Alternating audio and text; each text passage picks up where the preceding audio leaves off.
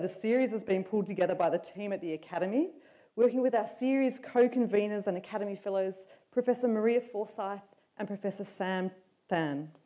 And particular thanks to our generous sponsor for the series, Professor David Solomon, who we just saw in the video.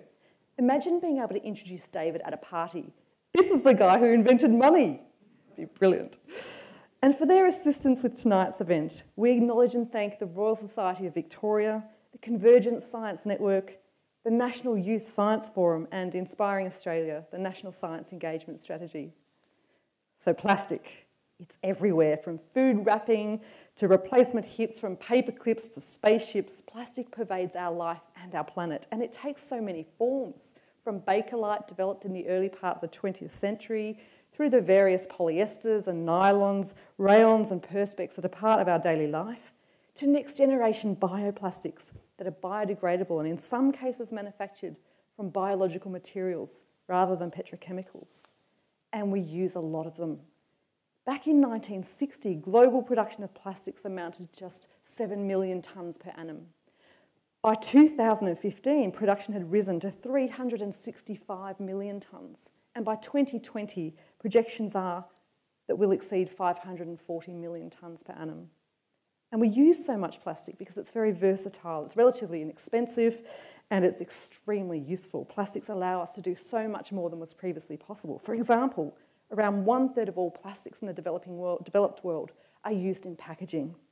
They carry significant advantages in transportation, in preservation and energy use compared to alternatives like wood, metal or glass. They can be manufactured, they can be moulded or extruded into practically any form or shape. They're lighter and more durable to replace parts such as circuit boards, automotive parts and commercial building materials, and they're a vital part of everyday life, from our toys to our cars to our gadgets. They're fantastically useful, but that is not all. As we'll hear tonight, beyond the world of plastics, there's polymers, and these also have some pretty amazing properties. They can store or carry electric charge, emit light, and advanced biocompatible plastics can be implanted as medical devices. And the work Australian scientists are doing to develop and improve the use of polymers is really quite remarkable. So tonight, to guide us through the future of polymers in this very material world, we're joined by 3 experts. First, I'd like to introduce Madhu Bhaskaran, Associate Professor and Joint Leader of the Functional Materials and Microsystems Research Group at RMIT University. Her research interests include flexible electronics and thin film coatings. She's also won a Victoria Fellowship, and in 2016 was named one of the top 10 innovators under 35 in Asia by the MIT Technology Review. And tonight she'll enlighten us about the challenges and opportunities associated with developing polymer-based electronics that can bend, stretch and flex for use in all manner of futuristic applications, from wearables to implantables. Madhu, over to you. Please join me in welcoming Madhu Bhaskaran.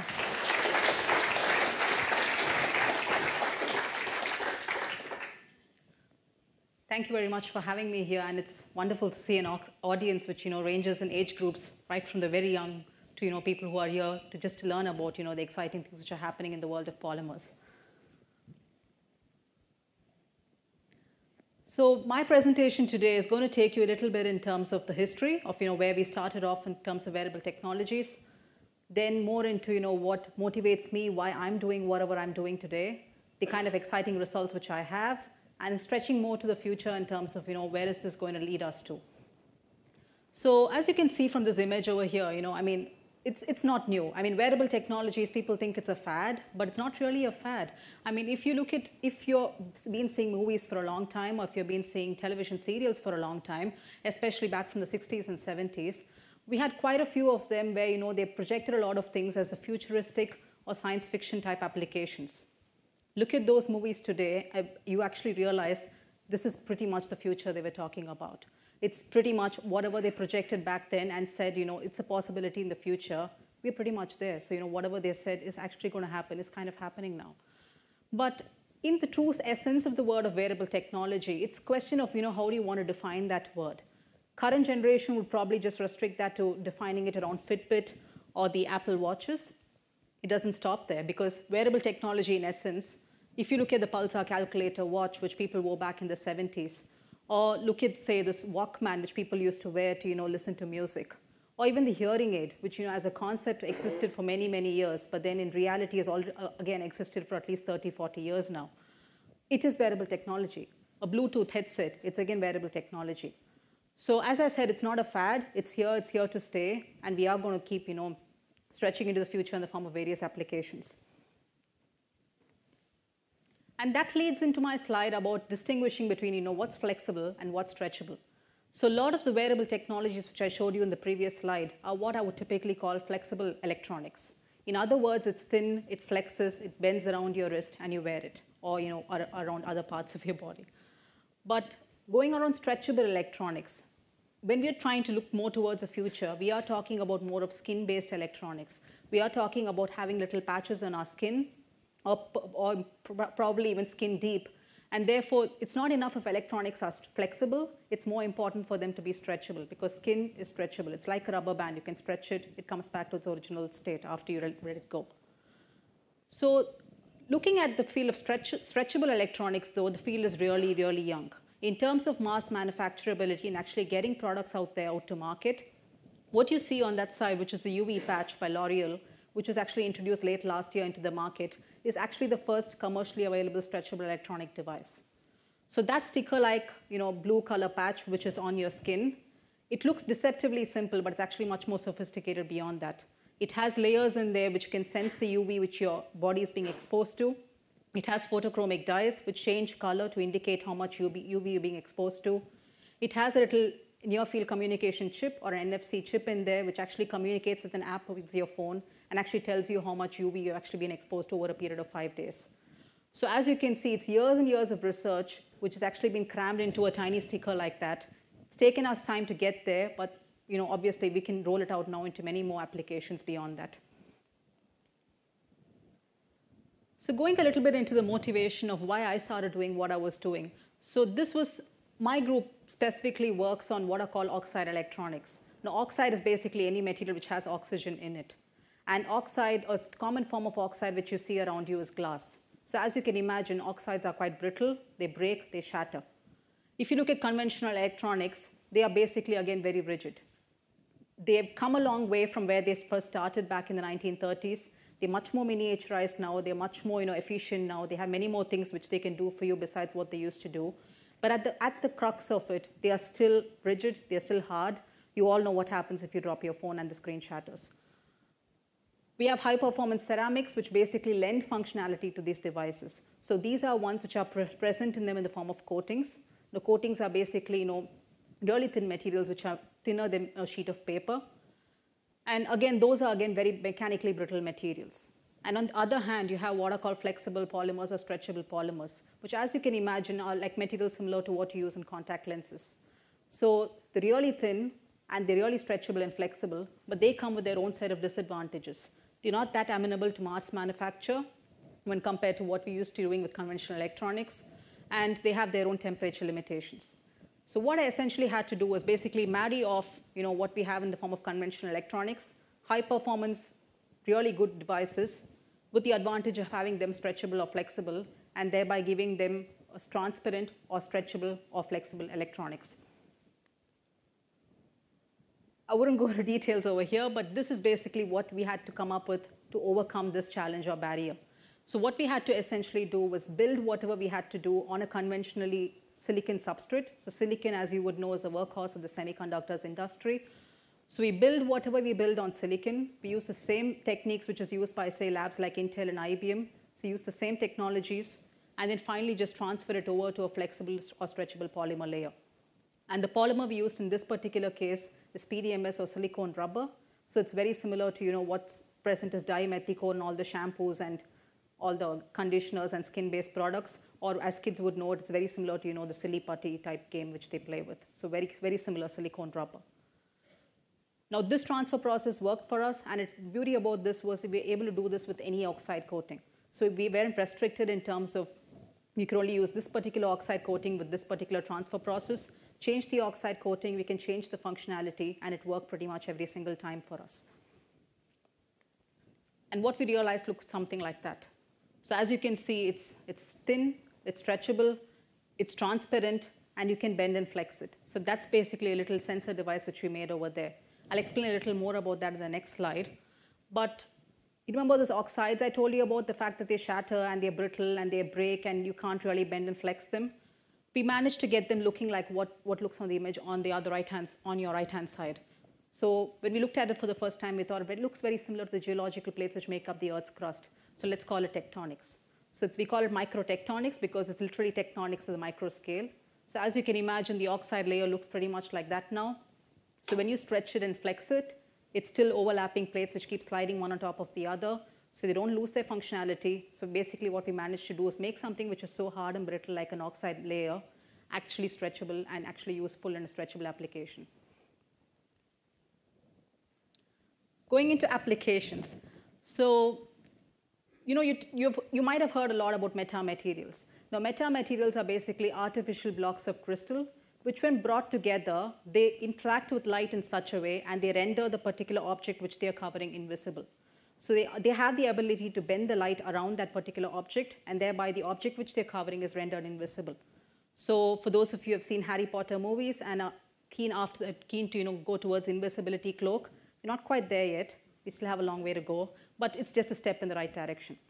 So by using oxide materials like titanium dioxide and combining it with our stretchable polymer base, we were able to make devices which you can stretch and flex and thereby change the way it responds to optical wavelengths or light.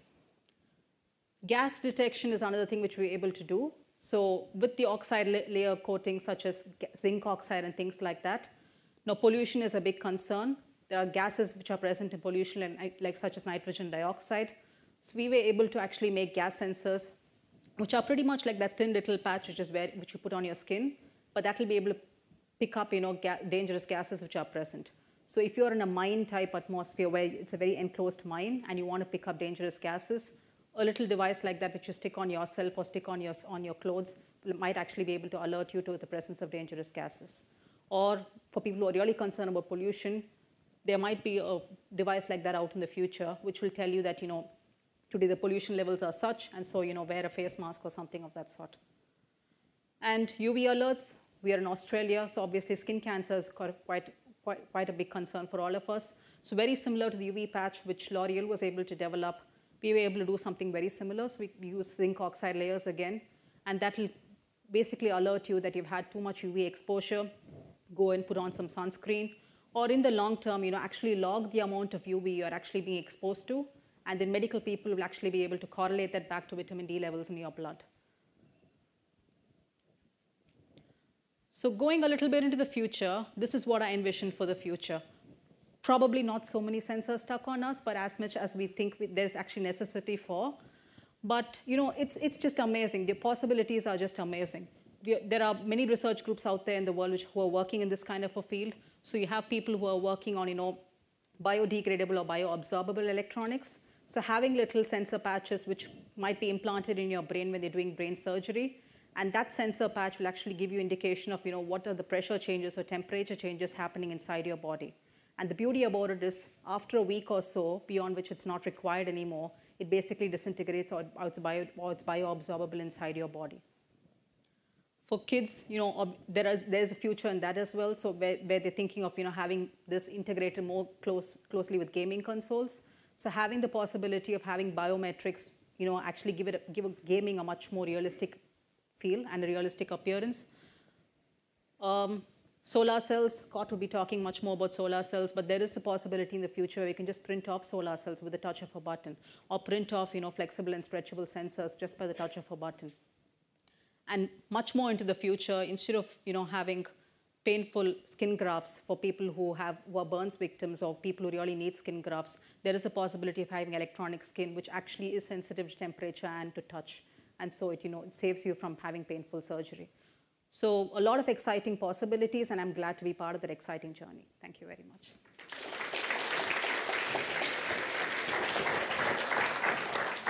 Thank you, Madhu. And our next speaker, Drew Evans, is joining us from the University of South Australia, where he is an Associate Professor of Energy and Advanced Manufacturing with the Future Industries Institute. Drew received his PhD in 2006 from the Australian National University and has had a varied and diverse career spanning academia and industry. He was awarded the 2013 South Australian Tall Poppy of the Year Prize, and he's an active member of the South Australian Science Council and a member of the Early and Mid-Career Research Forum under the Australian Academy of Science. Tonight, Drew is going to tell us the story of the plastic automotive mirror, and he'll explore some of the possible future applications of conductive polymers. Please join me in welcoming Dr. Drew Evans.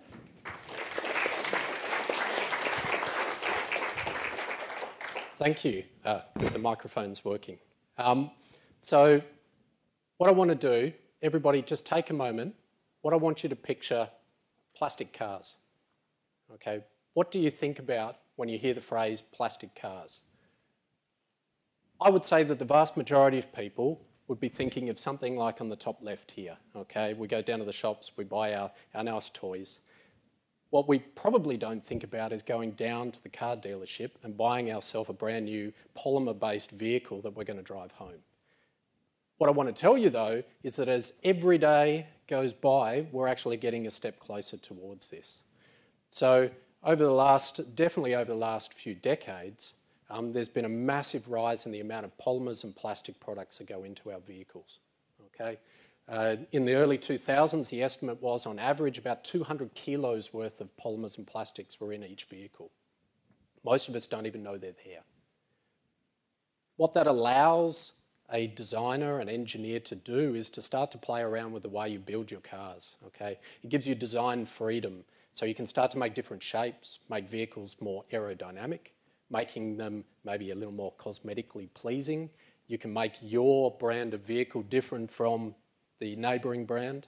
You can also make them lighter. So aerodynamics and making them lighter makes them more efficient. So it's trying to drive down, from an environmental point of view, the amount of greenhouse gases that are coming out. Tiny bit of trivia for you.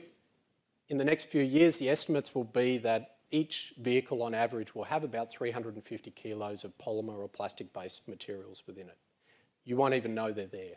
They're coated, they're designed and engineered in a way that they feel very much like metal and glass, just because that gives a sense of robustness.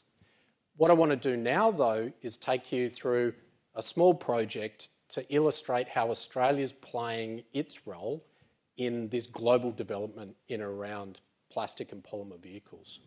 And what I'm going to talk about is, very quickly, something as basic as this. Okay? This is the world's first plastic automotive mirror. Rather basic. A lot of kids, or when you were younger as children, may have seen something much inferior to this on the side of the Barbie car or your remote control car. Suffice to say that this is the only plastic mirror that meets automotive specification to be supplied on new vehicles. Okay? The beauty of this particular product, okay, the main point is it's half the weight of glass. So when you start to think about the way you start to engineer your car, because this is half the weight, all of the motors and assemblies can be under-engineered, all of the housing that sits around it can be under-engineered, so you actually start to strip weight out of a vehicle, hence making it lighter, more efficient. But it doesn't stop there, okay? Looking at something like plastic, we can mould this into shapes. So for those of you fortunate enough to be close to the front, you can see there's clips already moulded into the back. This actually makes it much easier to manufacture because there's less parts. So for a glass mirror, you would have a separate plastic mounting, you'd have a heater pad on the back, you'd have adhesive, you'd have a whole range of things. It's all in one. So it's easier to manufacture. The other thing when it comes to safety, the plastic itself is inherently shatterproof. So this image here, the mirror on the left is glass. We've had a heavy ball dropped on it and it shatters. The plastic one on the right, we had to double check a few times we actually hit the mirror because there's no observable damage.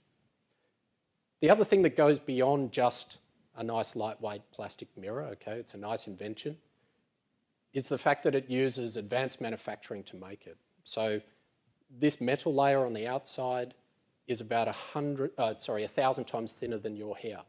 You can see it, touch it, feel it. The way it's manufactured, and this is manufactured through our industry partner SMR, based in Adelaide, you have a factory where the workers gown up. That's not to protect them, it's to stop them from contaminating the manufacturing process. You have robots, you have machines that mould, shape, coat to produce this. Machines that then test this to make sure it's viable. And the beautiful thing about this, over 3 million of these have been manufactured in Adelaide and exported to the US. So that image on the right there is the F-250 pickup truck for Ford. All models since 2014 carry this mirror on it. Okay? So it's a clear indication of how things like polymers and plastics and how the research that goes in behind it in partnership with industry can create jobs and businesses here in Australia. Okay? These are real homegrown examples of how Australia's leading in this space. Okay, this, from my perspective, this is old.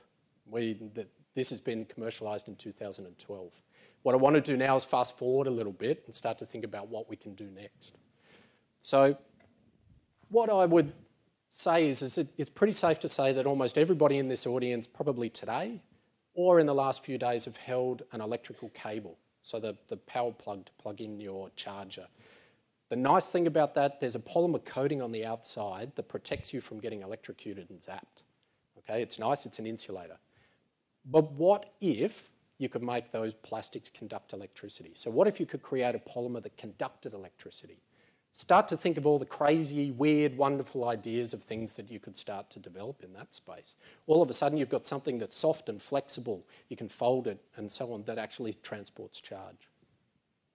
Now I promise this is the only chemistry I'm going to talk through here. Okay. The way these work, the easiest thing to do, these letter C's, think of them as carbon atoms. They're joined together in a long chain. Okay, and then many of these chains stack together, like spaghetti. You go from spaghetti to lasagna sheets. That's the way they stack together. If you then go and put, represented in red, anions, so these are the, I guess, half of salt, so table salt, so you have chloride, iodide. If you put that close to these polymer chains, they create positive charges. Those positive charges can move along the polymer chain and they transport charge. It's trivialising it, but it is as simple as that. The material we work with is called PDOT. I'm not going to tell you what the chemical name is. It doesn't matter. I tend to forget it most of the time. PDOT is the easiest thing to remember. The reason why we use it, it's really easy to make. It's highly conductive, approaching that of metals. It's air stable, so it means if we make it in the lab, we can take it out of the lab, take it outside, and it's not going to fall apart. It's biocompatible. So it means when you start to think about how this might integrate into devices, biomedical devices, so far it hasn't been shown to kill cells, which is a good thing if you're thinking about putting things in the body. The other thing is it's switchable. So what do I mean by that? So here's an image here of a device we made with PDOT, a few other materials in there where we're switching the optical properties of this polymer. So just using a AA battery, we can make this polymer go from dark blue to transparent. So you can start to think of applications here. Architectural glass, so big skyscrapers when you want to control the amount of light coming in and out. You can think of camouflage. So with these polymers, we can make different colours. So military camouflage that's switchable is one of the projects we're working on. But what I want to touch on, and this is going to seem a bit bizarre, is how we use these in farming. Okay? Sounds a little bit counterintuitive, but this is where these kind of materials are finding completely weird and wonderful applications. So in this particular case, hopefully this is sort of familiar. You have a farmer out in the farm, they're putting the nutrients on the crop. The idea is that nutrients is taken up by the plants to help it grow, get a good yield. We hopefully get the food in our supermarkets and that's fine. An interesting fact, 2011, 2012, over 4 million tonnes of fertiliser were placed on just Australian agricultural land. It's a huge amount of fertiliser. The challenge being that maybe not all of it ends up where we want it to end up. So, very quick, this is my very basic overview of how this works. Okay, we have a plant sitting in the soil. We take our nutrients, some chemicals, they get applied to the soil and they go into the soil. In theory, they get taken up by the plant. The plant grows, we see it grow, we can farm it, that's great. But on the flip side, some of those chemicals also then leach out into the environment. They get into the groundwater, our riverways, our waterways, and all of a sudden we have nutrients going into places we don't want them to go. And there's a long list of reasons why we don't want that. We can monitor this if we know how much we're putting in. We can watch our plants grow and know that the plants are taking up some. And then sometime down the track, we can look in the environment and figure out how much went out into the environment. Or, and this is where my industry partner Centec come in, they're a South Australian-based company, 25 years old, export to 81 countries around the world. They build real-time sensors that go in the soil right next to your plants. At the moment, they monitor water, salt, temperature as a function of depth, as a function of area, so they can give real-time information to a farmer about when to water the crops, when not to, when to apply more nutrients.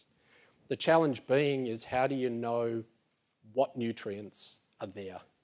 Because there's only a handful that you actually want there. What we've figured out is that we can use this switching property of the conducting polymers to actually sense particular nutrients that are supplied in fertiliser.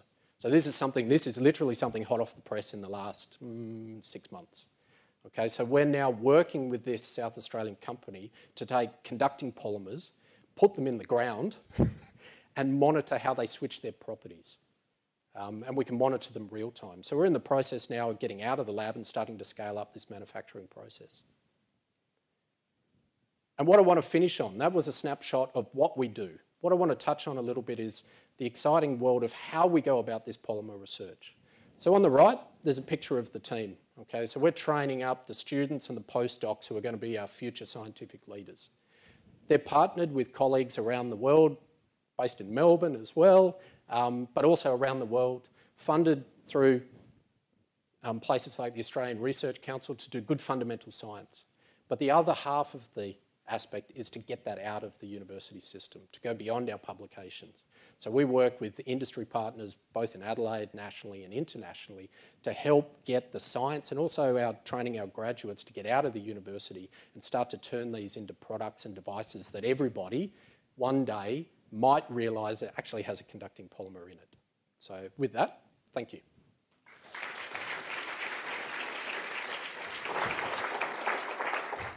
Thank you to Drew. And our final speaker for tonight is someone who splits his time between South Korea and Melbourne, Dr. Scott Watkins, Chief Marketing Officer with Hisco, a Korean chemicals and inks manufacturer. Now, Scott has a PhD in chemistry from the University of New South Wales, and he spent time in the UK working for startup companies, developing organic light-emitting diodes, or OLEDs, and he'll talk a bit about those.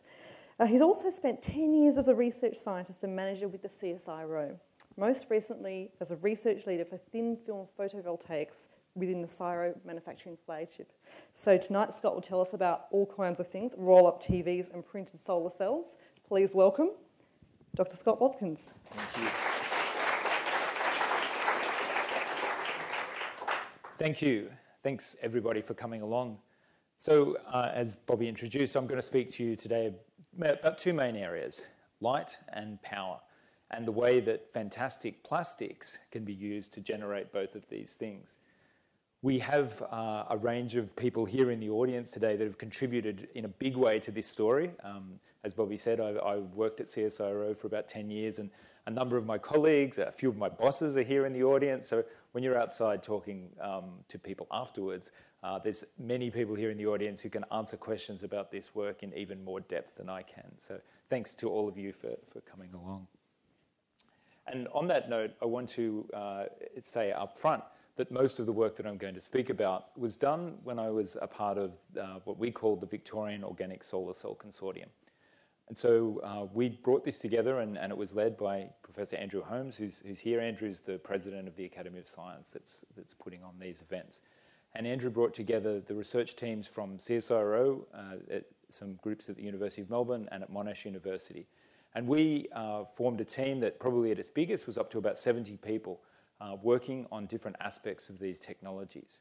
And shown in this slide are some of the industrial partners that helped us get that started. And you probably recognize BlueScope Steel, makes steel roofing, Bosch makes some electronic devices. And in the middle, Innovia were a part of the program. Innovia manufacture the substrates that are used on the banknotes that were introduced at the start of the talk. So we formed this consortium. It's now grown since I left CSIRO. It's now grown to include researchers across the country in a bigger way, and also include researchers developing traditional silicon solar panels. So, but it had its genesis here, and it was a really exciting thing for me to be a part of. So as Drew introduced, and we've got a very similar slide, we think about polymers in many ways as insulators, more like wood that can protect us from electricity. But it was the discovery of these conducting polymers that Drew mentioned that really changed the way that we think about polymers. And it spawned a couple of different areas. And one area that I'll focus on today was the discovery of some semiconducting polymers. So these are polymers that, if you would like to say, conduct a little bit of electricity. And so Andrew Holmes, who I mentioned, and Richard Friend were colleagues at the University of Cambridge at the time, and their research groups made the discovery that when you put a voltage across one of these semiconducting polymers, that it could emit light. So the work was initially awarded, the work on conducting polymers was initially awarded the Nobel Prize back in 2000, but then Andrew and Richard's teams saw a particular application for this emerging area of conducting and semiconducting polymers. So these light-emitting polymers can be tuned to give different colors.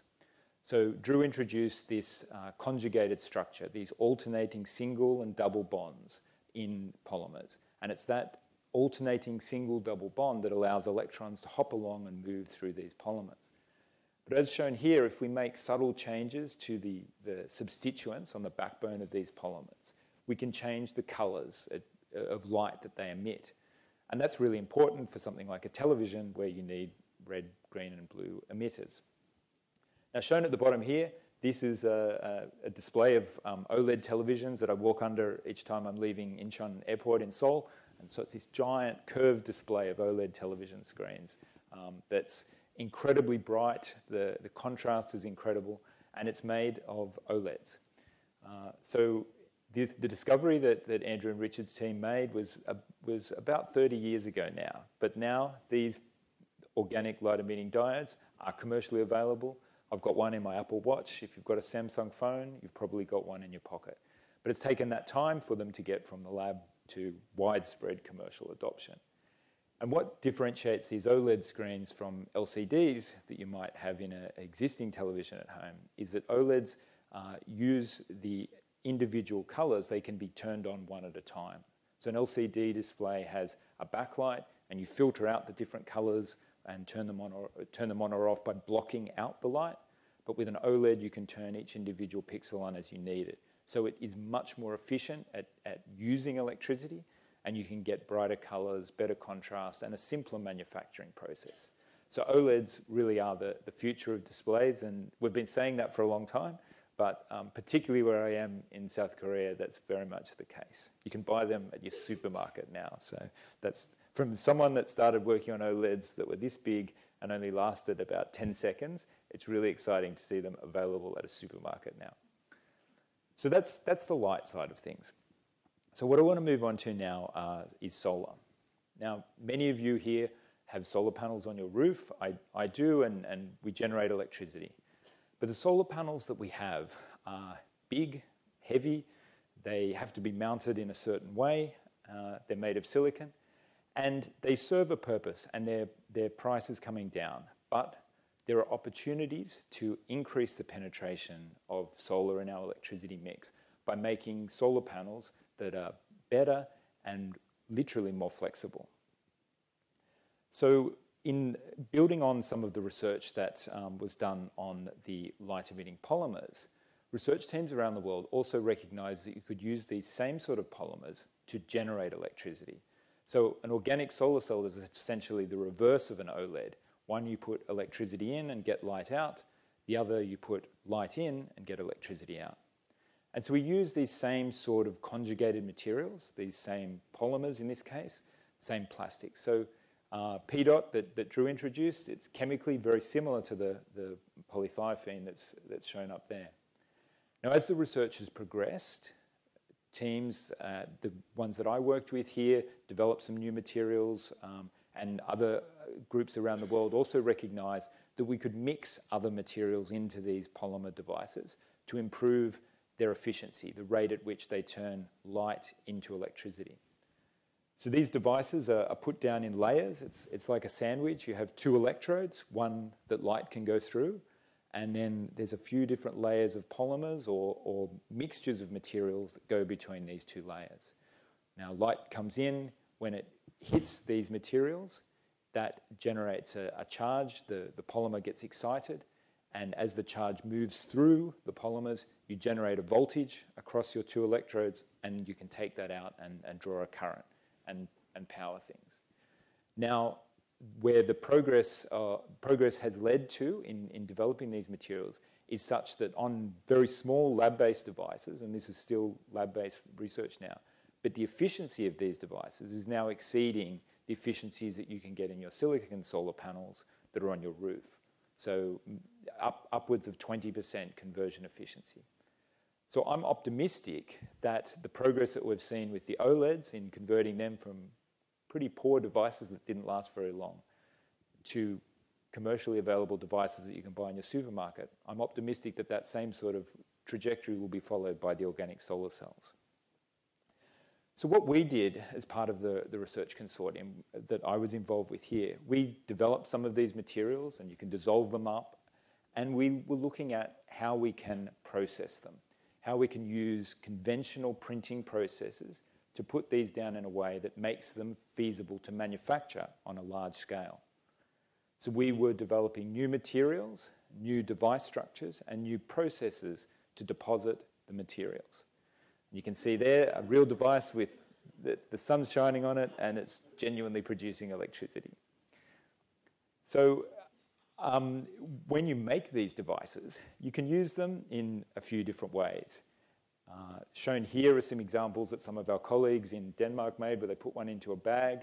But you can also make these polymers look different to existing solar cells. You can make them different shapes, you can make them different colors, and you can incorporate them into existing building things rather than adding them on as a big bulky structure on the roof. And there's a line from a video that CSIRO did recently where my colleague Fiona, who now manages much of the work that I used to be involved with, and Fiona described taking some of these materials and incorporating them into a building. So I'll hand over to Fiona to describe that. Because they're semi-transparent, you can use them on windows. So if you put up a normal solar panel on a window, it's not a window anymore, it's a wall. But if you put a printed solar cell on a window, you've got a tinted window that also generates electricity. So I really like that. If you put an existing solar panel on a window, it becomes a wall. And that's very true. So what we were able to do was develop a team that was able to look at these different materials. And then the next step was to scale them up and to make them bigger. And so shown here are a few of my colleagues as part of the Victorian Organic Solar Cell Consortium on the biggest printer that we bought. So we bought this printer. We didn't often stand on it, but just to give you a sense of scale. And we set it up in the labs, and it's out in Clayton now. It's moved into a different lab. But we did this to show that you could actually convert this lab scale technology into something that is larger scale. And there's a video here that Jerry, who's sitting up the back, he filmed this one. So it shows the process of taking the materials and putting them down. And this is using a screen printer. So exactly the same way as what you would use for a t-shirt, where the ink is applied to a substrate through a frame that has a pattern, and the ink gets wiped across, that deposits it down. And then at the end comes a roll of patterned material that has the semiconducting polymer mix on it. Now, in a true industrial process, you'd have another printer that would then put the other layers on top of it, but we were able to demonstrate this on a large scale and make solar cells up to about 30 centimeters wide in a continuous process. Now, that research is ongoing, and as I said before, we remain optimistic that there will be a commercial pathway to incorporating these solar cells into existing building materials and making them available as a commercial product.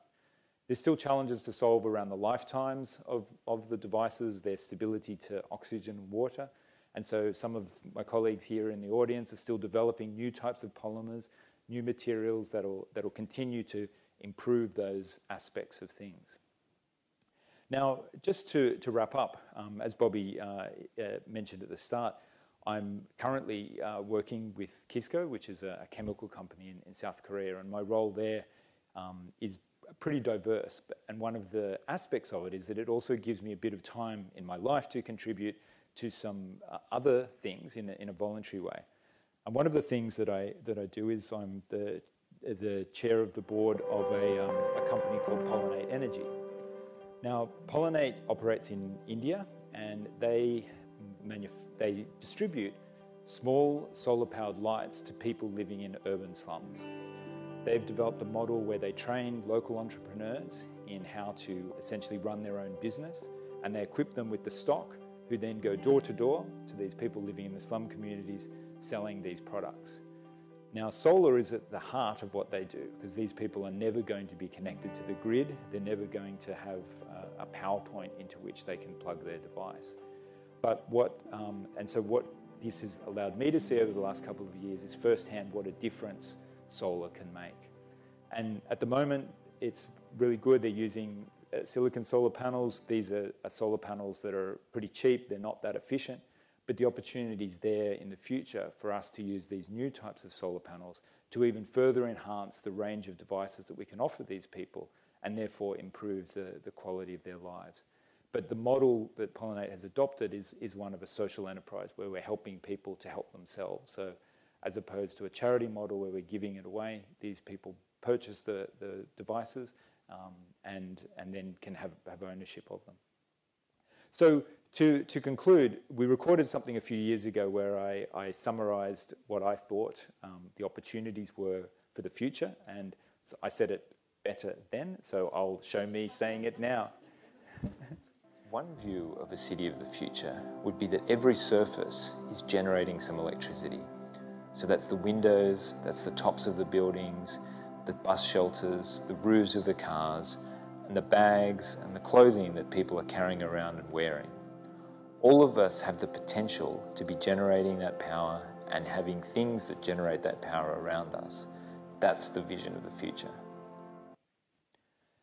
So in total, what you've heard tonight is a range of different applications of fantastic plastics.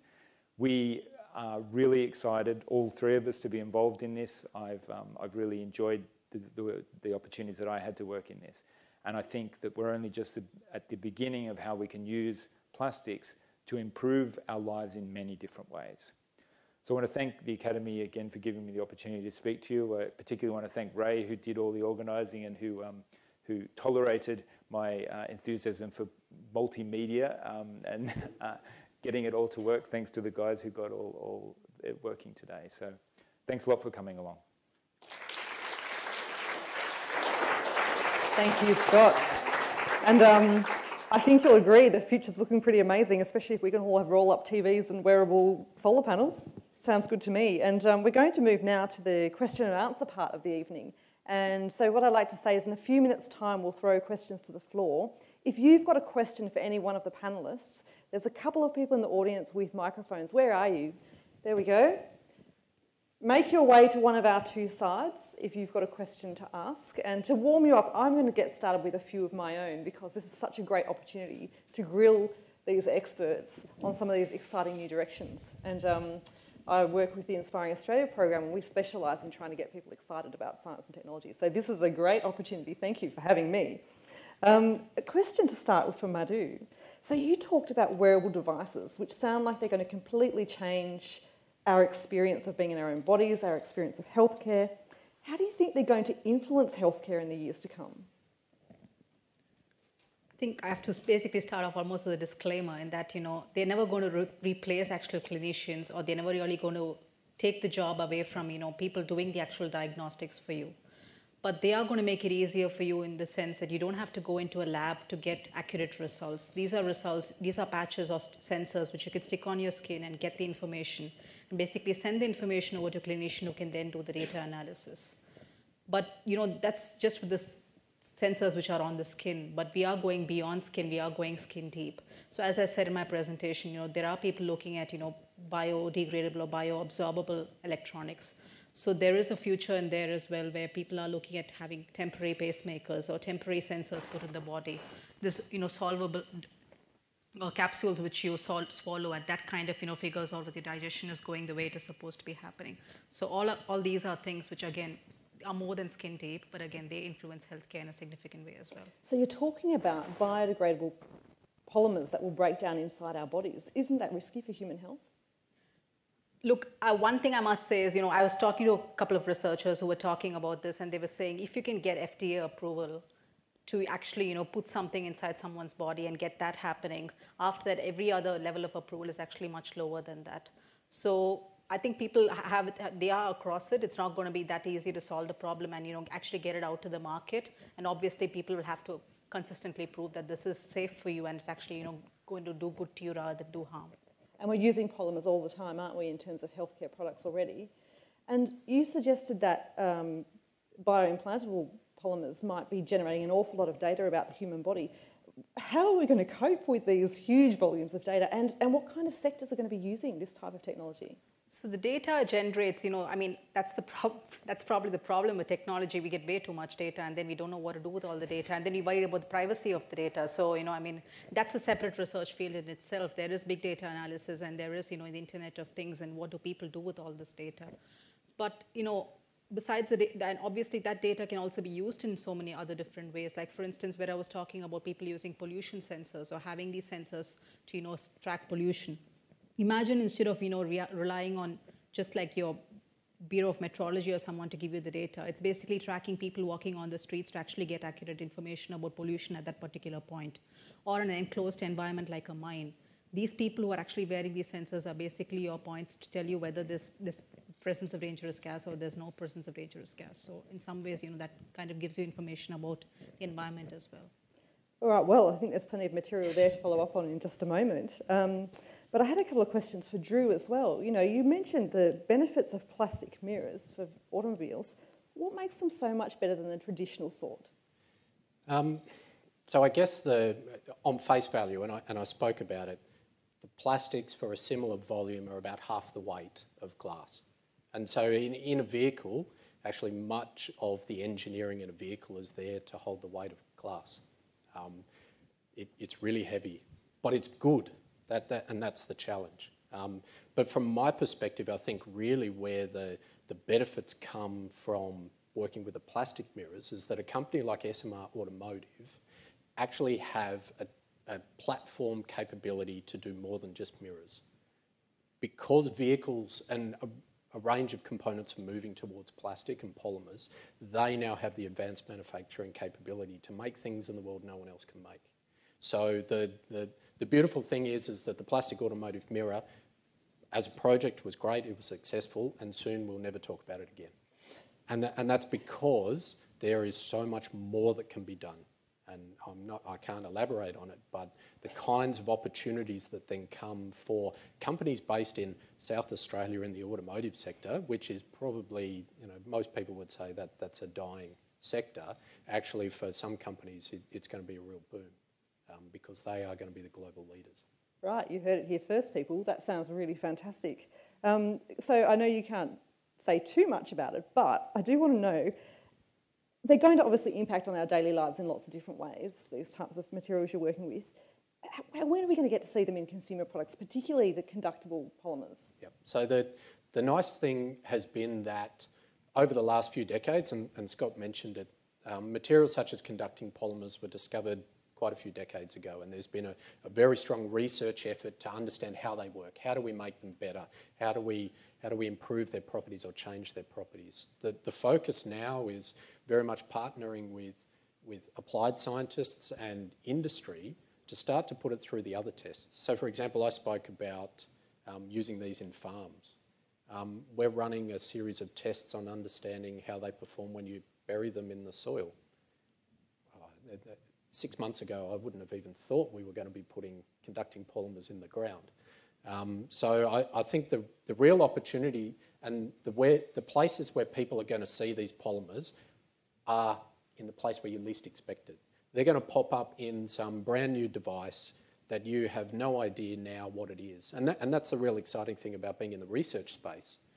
I'm seeing students come through now that have some really crazy ideas that I know in the next 5 to 10 years will turn into products that 6 months ago I wouldn't have even thought of it. So really the way they're going to impact on our lives is, firstly, it's going to be a big impact, but you can't predict it. And that's a beautiful thing about research. We're going into the unknown, excited about it. Yeah, and the jobs of the future look like they haven't been invented yet either. Oh, they haven't. But so you suggested sort of 5 to 10 years for some of these ideas we don't really even know what they are yet. Scott, a question for you would be, you've worked with a lot of emerging tech and with companies around the world. What's the kind of average length of time it takes to get something out of the lab and actually into a consumer's pocket or on their skin, as the case may be? In the sort of device that we're talking about, the 30 years that I said between the OLEDs and coming from the lab to research is pretty good. That's about 20% quicker than LCDs took over a similar period of time, or silicon solar cells. Obviously, that's accelerating as time goes by, but from conception to delivery can be that sort of length of time. So you've worked in Australia and South Korea, looked at manufacturing in both countries. Does Australia have any advantages when it comes to manufacturing? Yeah, I really do think we have a few.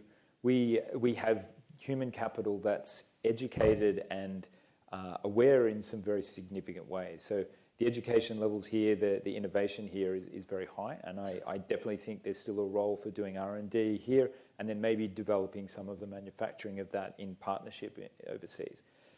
I also think that our multiculturalism is a tremendous advantage. Our understanding of different cultures, because the people around us are from all around the world, is of enormous benefit. I won't necessarily say these two things are correlated, but I did go last year to do a presentation on behalf of the company in Pakistan. Now, that's an important market for us in Korea, but I was able to spend my whole time there talking to all the people about cricket. And our sales in Pakistan went up by $1 million this year. So may not be correlated, but the cultural, my understanding of Pakistani culture was far greater than my Korean colleagues in that regard. So I think South Korea has been able to do a lot of good things by targeting their manufacturing efforts, but we here in Australia still have some advantages, and particularly with regards to manufacturing that's not necessarily commodity based. Okay, so this is my last question before you guys get to go, but just bear with me because I think it's a really important one. We've heard lots of really exciting information and little bits from all of you about some of the real benefits of these new polymer products. We heard about a little bit of efficiency, they're relatively long-lasting, they're pretty stable by the sounds of it, made from a variety of different materials, they're recyclable. Can you just give us in a nutshell what you see as being the main benefits of the polymers that we're working with today? Well, we have had an evolving. We've evolved from using stone to wood to metals to plastics, and each step on that pathway has enabled us to create more sophisticated devices and improve our lives. And if I go back to the two areas that I spoke about, I think what these more sophisticated devices can do, particularly with regards to energy and our impact on the environment, we can use energy more efficiently, and we can generate it more efficiently. And so I'd add to that the real opportunities is where we can link the way we make these materials, and using processes like printing and so on, which they don't require an IBM scale capacity. It's the kind of thing that businesses in Australia can get into, but then how we apply it to energy storage, generation, agriculture. We need to generate power, and we need to store it, and we need to eat. It's pretty straightforward. We need clean water. These are some of the basic things that we need in our lives, and the exciting thing is these polymer materials are being married with processes and manufacturing that can be done here. So we can become self-sufficient in that respect, rather than relying on a rather large, highly advanced economy somewhere else to provide all the goods that we need just to survive. Right, that sounds fantastic. Madhu, something from you? I think a lot of what I said was pretty much niche. It's a pretty niche market. I mean, and a lot of things which I suggested are things which are way forward in the future. But now is the time where we can actually make that step into the future and actually establish our base, because they're cheap to produce. They can be easily produced by us. It's not something which needs to be taken overseas. And fundamental thing is, prevention is better than cure. A lot of things which I suggested are basically things which we can track and prevent before it turns into a skin cancer, or, which turns into some kind of a dangerous disease. It's almost more towards, those kind of applications. All right, thank you very much. And now I'm looking to my audience to see whether we've got someone who's keen. Yes, we do have a gentleman. Please come on down. If you'd like to start queuing for a question, that would be wonderful.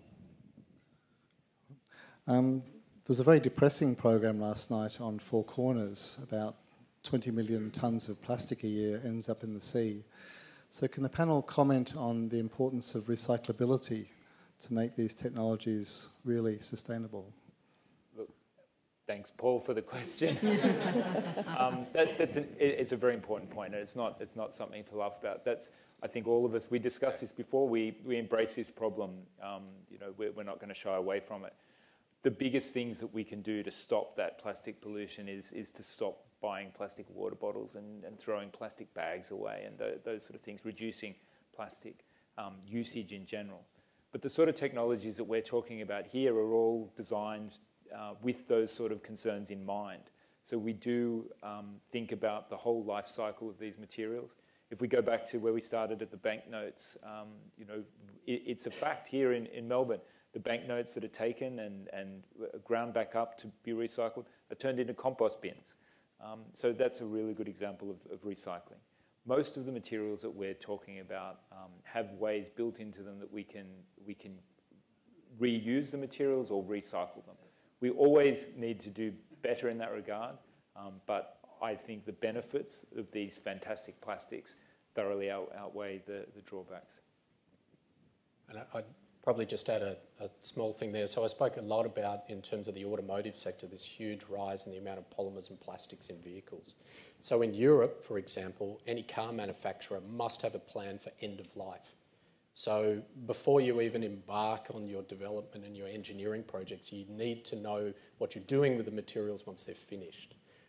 And so that's a great mindset, and that actually then starts to filter back into the research sector. It's nice to be in an academic environment where even academics are saying, that's great, so they're conductive, how do I recycle it? So that people are actually proactive in trying to drive those kind of discussions and drive that kind of research, simply because we're all humans on this planet and we've only got one planet, so we better look after it. Thank you very much. And I think we've got another question here from the gentleman in green. And green is the color too. Scott Watkins and I have been talking about ways of integrating flexible PV cells into buildings. And the application is one that's very special. It's here in Melbourne. It's to create a movement in positive energy buildings. We've already got one. I've got some brochures here that I've put on the bench outside. People are welcome to take. I hope we've got enough, but I didn't expect so many. This is extraordinary. Wonderful to see so many people interested in this. But I did want to ask something here. So firstly, anyone who's interested in investing or being part of this creating positive energy buildings here in Melbourne, please take a brochure, contact me. But something came from the discussion today that really, I think, reveals something even more fundamental. It's not about the buildings, it's about the people. So I think that research at RMIT and South Australia illustrates the opportunities there. And I just wanted to ask your thoughts on this. So clearly the future in terms of climate change response is to have zero carbon everything. We've already created a zero carbon building here in Melbourne, and that can be used as a model across the world. But what about zero carbon people? What about the role that the data, the sensors, both in the building and maybe on people, could play? Is there a role in positive energy buildings that maybe we can cooperate together? So what role can the average person play? Well, so I would start, I guess, being able to make lightweight, flexible, stretchable, wearable, list a few hashtags there, everybody then becomes much more self-aware of what they're doing and how they're interacting. And so I think one of the examples is with just rooftop solar. Now, one of the big things that came from that was the fact that you could put an LCD monitor within your home that told you what your instantaneous power was. And the last few years, the number of my colleagues who sit in the office and go, oh, someone's left the TV on, hang on, I'll give a call. And so they become much more self-aware of what they're doing and what their impact on the environment is. And I think with a lot of these sensors and so on, there is an opportunity for people to become much more self-aware. there's a long road in terms of engaging the community on that, because I know everybody's perspective is slightly different on the topic. So some will just not do it. But I think the opportunity's there. The technology's there pretty much already, but I think people are coming around to the idea that they can actually, as an individual, contribute to what is an absolutely global problem. And I think it would be great to see some national citizen science projects that look at how people can work together with the research community on really large-scale projects to test and develop some of these behavioural aspects of the future. So we've got another question up here from the gentleman in blue. Thank you. I was just wondering if you had any comments on plastic motors or plastic batteries.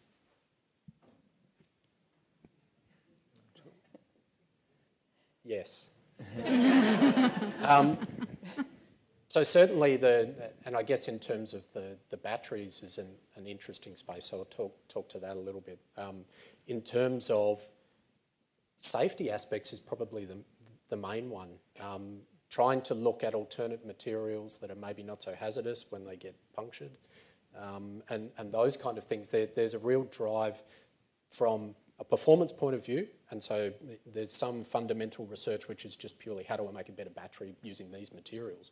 But I think it's actually driven a little bit more from how do we manufacture them easier, cheaper, and are they inherently safer in an environment? So for example, a lithium-ion battery, I know there's companies that make the batteries for submarines that are certainly like the idea of that energy density but don't want to put a giant lithium-ion battery on a submarine. So there's opportunities in that space. Regarding motors and so on, there's a lot more research that needs doing in that space. With an appreciation that complementary to that, there's the lightweight alloys developments and so on as well that are making great progress in that space to reduce the weight and so on. So I would caveat, polymers aren't going to be the solution to everything, but they need to be integrated in with a range of other research and technology areas. Thank you for your question. And we have a question over here. I know you were talking about electronic skin, and I was wondering whether that kind of biocompatible electronics would be able to work inside the body. So, you know, not needing vein or artery transplants or things like that.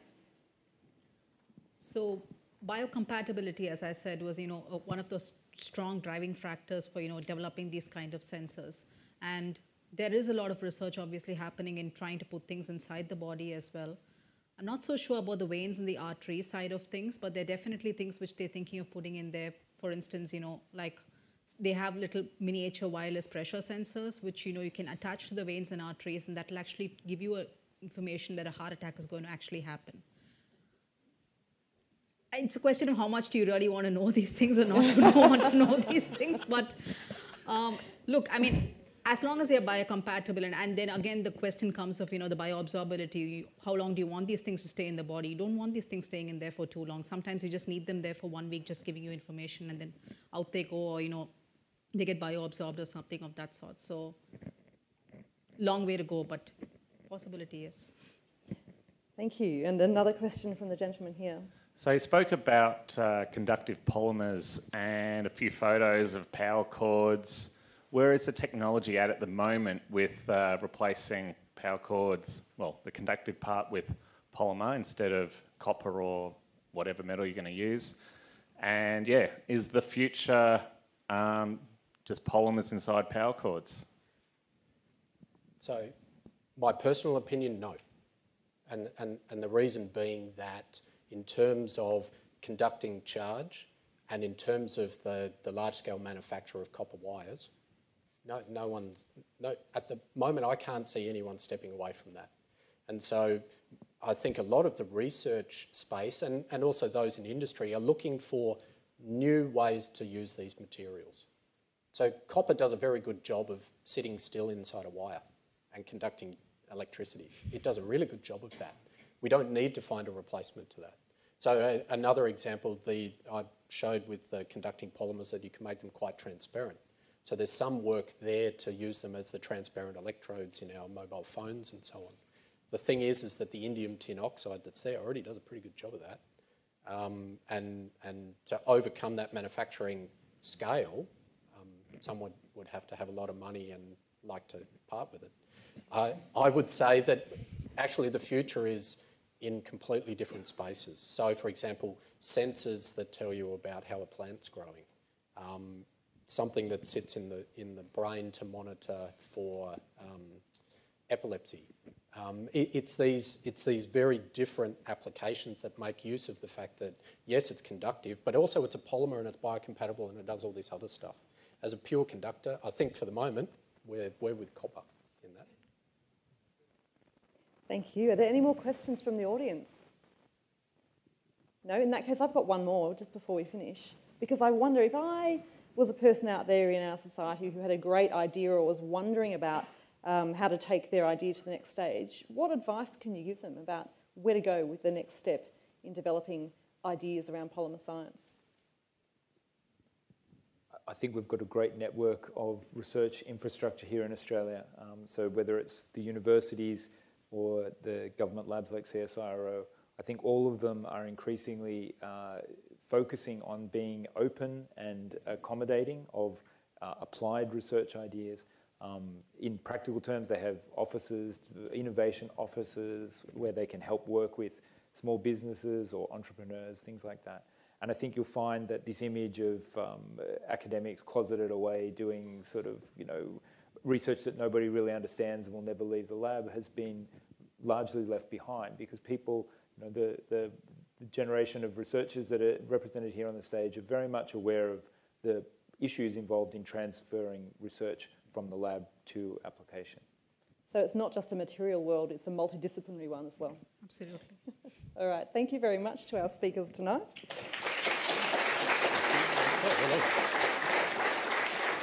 And I just wanted to let you know that if you're planning to be in Wollongong, in Brisbane or Adelaide later in the year, please do consider joining us to hear from another trio of excellent experts. We'll be talking about efforts to make better humans using polymers.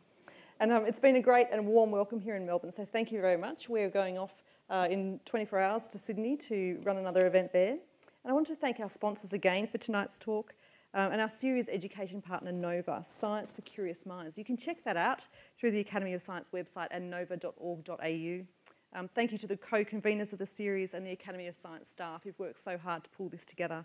And of course, a big thank you to our three presenters, Madhu, Drew and Scott. Thank you very much.